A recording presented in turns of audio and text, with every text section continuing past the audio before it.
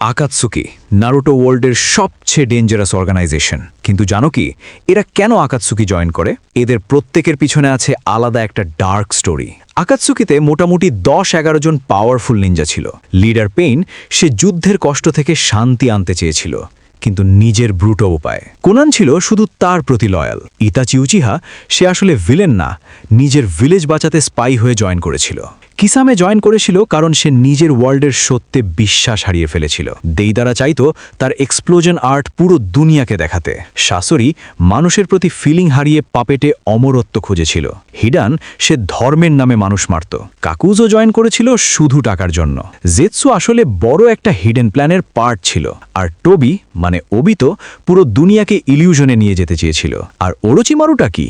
সে join করেছিল সব jutsu শেখার লাখে। সো আকাতসুকি শুধু ভিলেন না, প্রতিটা ক্যারেক্টারই একটা ব্রোকেন স্টোরি। এমন অ্যানিমে ফ্যাক্টস আরও জানতে